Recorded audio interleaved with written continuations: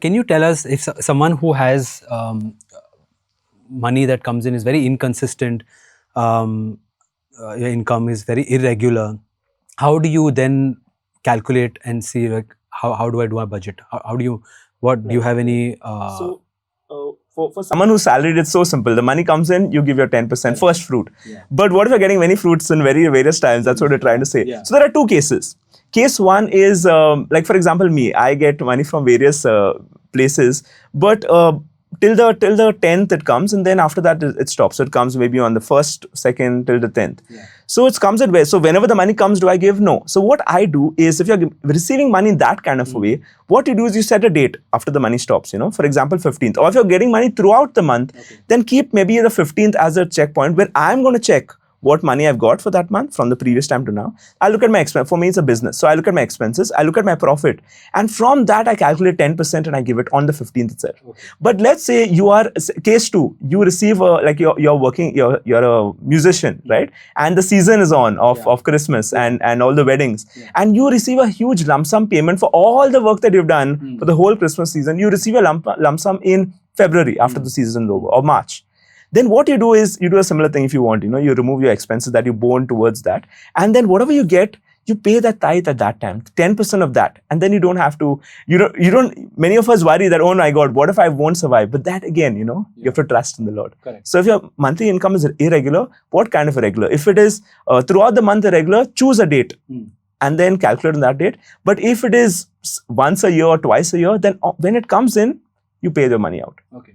I have just a follow-up on that. There are some freelancers, at least I know with regards to like designers and video editors and all, some months they will get really good work and some months they will have no work, like probably like for a month or 2 or 3.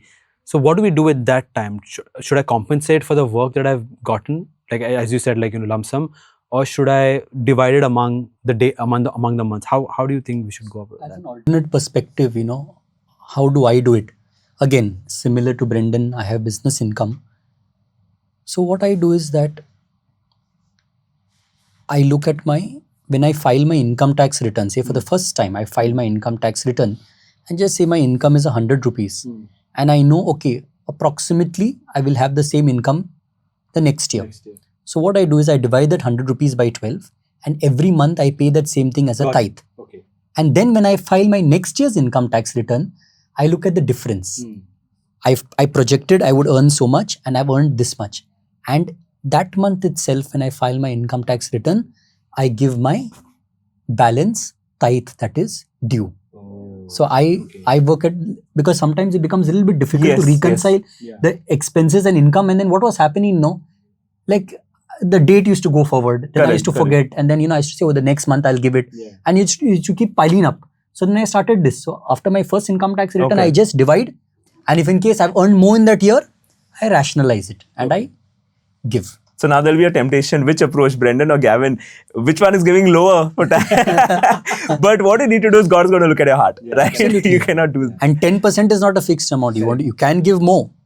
And the Lord has blessed you, you should. I think someone told me about this when we look at 10% or how much should we give. I think that a good example is the old lady, right, who in the scriptures, who gave everything, whatever she had. For me, my first thing is, should I be giving everything that I have? No, I think at the end of the day, what Jesus trying to say is that look at her heart. Like others gave a portion of that, which was correct, like, you know, they were giving 10%. But the lady's heart was like, I want to give everything to God because this is all that I have. And I think the teaching is not that you should give everything, all your income. But at the end of the day, it's like, where is your heart when it comes to money? Yes, it's not only about the heart, it's also about your brain. You have to be prudent. Correct. God doesn't want you, if your family is starving, God doesn't want you to take everything to God. So God is looking not at your heart, He's looking at your heart, of course, but also at how prudent you are. Because again, Luke 16, you know, the way you manage your money, you know, so God has everything. He wants to see your heart and He wants to see your brain also. You know, are you really taking care of your responsibilities? So take care of of course, you have to give, you have to manage your needs and wants, but you have to, it's a fine balance, you know, that you have to maintain.